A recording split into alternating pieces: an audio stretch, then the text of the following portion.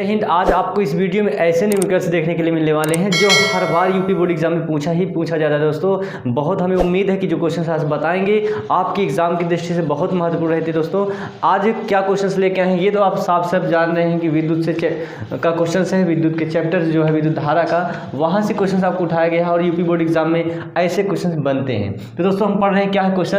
एक परिपथ में कुल प्रतिरोध 20 ओम है, इस परिपथ की सामर्थ्य 80 वाट है, तो परिपथ द्वारा आसानी से कितनी धारा बहेगी। ये क्वेश्चन लिखा हुआ है यूपी बोर्ड एग्जाम में, लगभग 3 सारे क्वेश्चन पूछा जा चुका है। कैसे करेंगे सॉल्व, कोई सा क्वेश्चन फिजिक्स का आप सॉल्व कर रहे हैं, सबसे पहले ये प्रश्न निकालिए दिया क्या है। तो हम पढ़ते हैं एक परिपथ में कुल प्रतिरोध। देखिए प्रतिरोध दे रखा है, रेजिस्टेंस जिसे इंग्लिश में कहा जाता है, तो प्रतिरोध दे रखा है,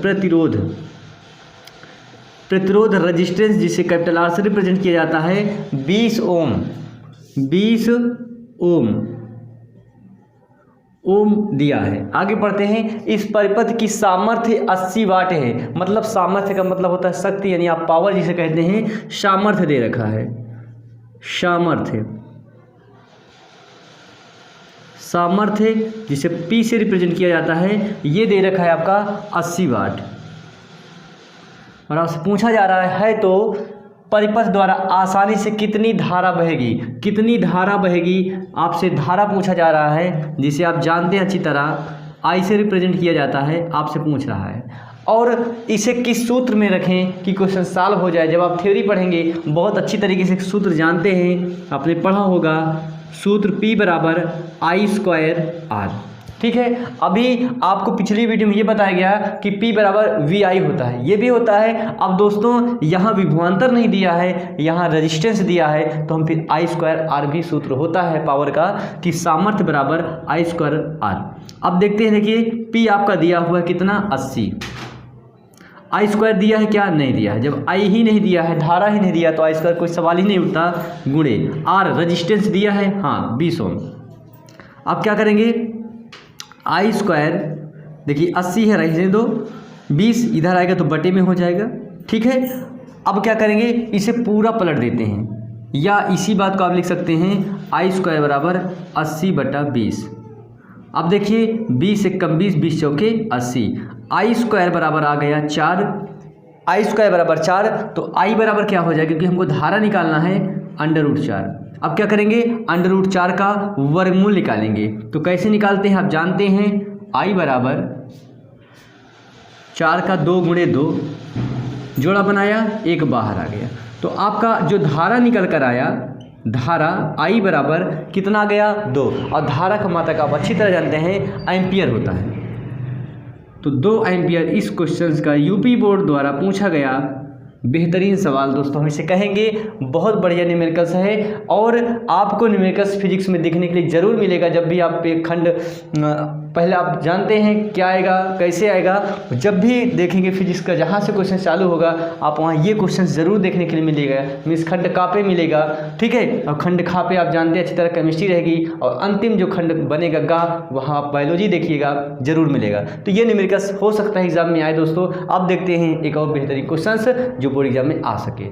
तो आपके सामने जो क्वेश्चन दिख रहा है बहुत ही महत्वपूर्ण है, और यह क्वेश्चन आपसे यूपी बोर्ड एग्जाम में 6 बार पूछा जा चुका है। दोस्तों 4 में पूछा गया, 7 में पूछा गया, 9 में पूछा गया, 13 में, 14 में, 18 में। दोस्तों कई साल यह क्वेश्चन आपसे पूछा जा चुका है, बहुत ही महत्वपूर्ण क्वेश्चन है। यहाँ तक कि 2015 में क्वेश्चन पूछा गया। क्या है क्वेश्चन, 250 वोल्ट 5 एम्पीयर फ्यूज वाले परिपथ में 25 वाट के कितने बल्ब समांतर क्रम में जल सकते हैं, यानी कितने बल्ब जल सकते हैं। कितने वाट का है बल्ब, एक बल्ब कितने वाट का है, 25 वाट का है, और ये 250 वोल्ट हो, 5 एम्पीयर फ्यूज बनाया गया हो, तो कितने बल्ब आप जला सकते हैं। तो सबसे पहले आप ये पता करिए दिया क्या है। तो सबसे हम पहले सॉल्व करते हैं किस तरह, कुछ इस तरह से, बहुत ही महत्वपूर्ण न्यूमेरिकल्स। 250 वोल्ट विभवांतर दे रखा है, विभवांतर जिसे आप कैपिटल V से रिप्रेजेंट करते हैं, ये दे रखा 250 वोल्ट। आगे क्या दे रखा है, गिनती क्या गया एम्पियर, यानी धारा दे रखा है, धारा जिसे I कहते हैं, ये दे रखा 5 एम्पियर, 5 एम्पियर। आगे क्या दे रखा है, परिपथ में 25 वाट के कितने बल्ब, भाई 25 वाट, गिनती क्या गया, वाट दे रखा है, यानी सामर्थ्य दे रखा है, पावर, सामर्थ्य ठीक है। और कितना सामर्थ्य, एक बल्ब की सामर्थ्य आप लिख दीजिए, एक बल्ब की सामर्थ्य, एक बल्ब की सामर्थ्य P बराबर दे रखा कितना, 25 वाट। एक बल्ब आपने सुना होगा ये कितने वाट का बल्ब है, 7 वाट का, 5 वाट का, 4 वाट का, है कि नहीं, सुना होगा 250 वाट का। तो ये बल्ब की कैपेसिटी कितनी है वो बता रहा है। एक बल्ब की सामर्थ्य पावर कितनी है, 25 वाट का एक बल्ब है। तो आपको क्या पता करना है कि यदि 250 वोल्ट हो, 5 एम्पियर हो का फ्यूज लगाया गया हो तो उसमें कितने 25 वाट के बल्ब जलाए जा सकते हैं, 10, 20, 30, 40, 50 कितने जलाए जा सकते हैं। तो सबसे पहले आप पता कहेंगे, माना परिपथ में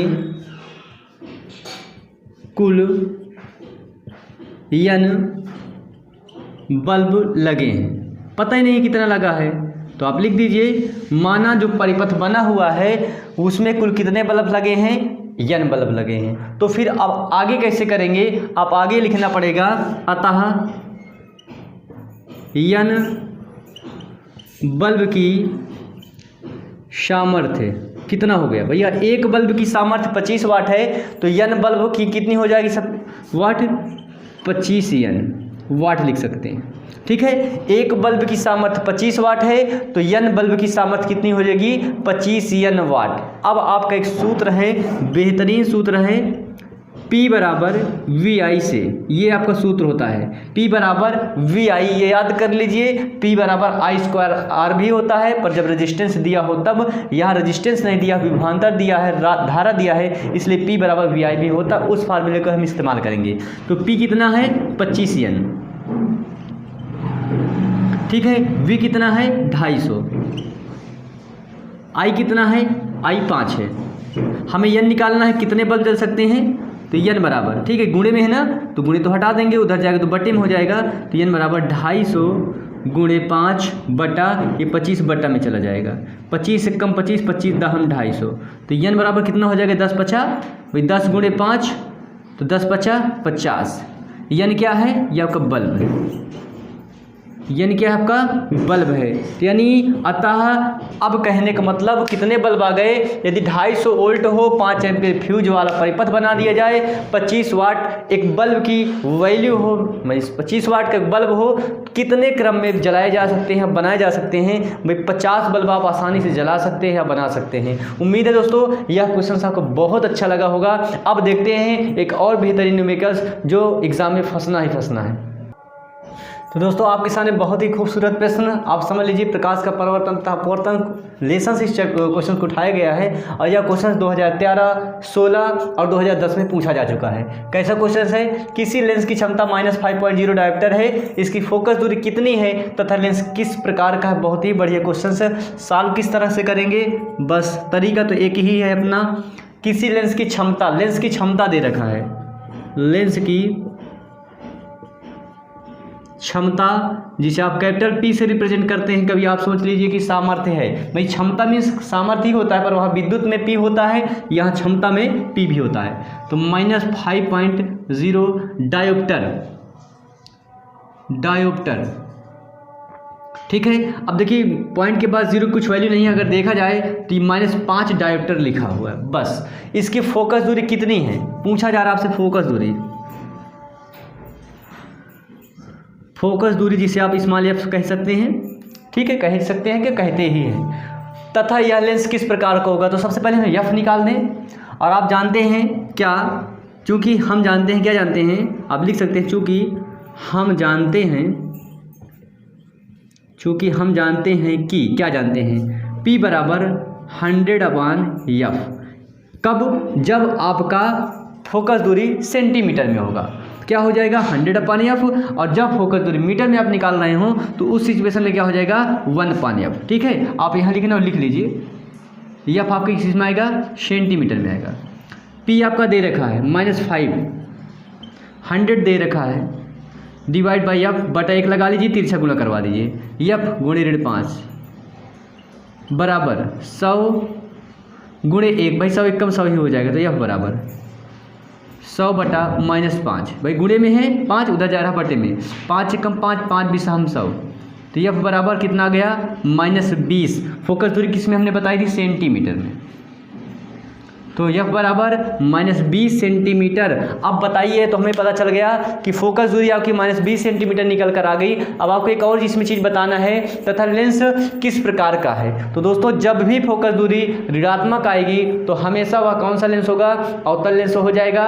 और जब भी फोकस दूरी आपकी धनात्मक होगी तो उस सिचुएशन में कौन सा लेंस होगा, उत्तल लेंस होगा। यह बहुविकल्पी में भी पूछा जाता है कि मान लीजिए -20 सेंटीमीटर फोकस दूरी वाला लेंस किस प्रकार का होगा। तो बस बता दीजिए, माइनस लगा है अवतल, प्लस लगा हो या कुछ ना लगा हो, कह दिया जाए 10 सेंटीमीटर फोकस दूरी वाला किस प्रकार का लेंस है भैया, प्लस तो लिखा नहीं है, प्लस तो छिपा होता है, तो उत्तल लेंस होगा। उम्मीद है दोस्तों आज जो भी क्वेश्चंस आपको करवाए गए, इस वीडियो में मात्र 3 क्वेश्चंस करवाए गए, पर दोस्तों तीनों क्वेश्चंस एक से बढ़कर एक थे और एग्जाम में आ चुके हैं और संभावना है कि इस बार भी आपके एग्जाम में क्वेश्चंस कमाल कर सकें। चलिए मिलते हैं आपसे नेक्स्ट वीडियो, तब तक के लिए जय हिंद।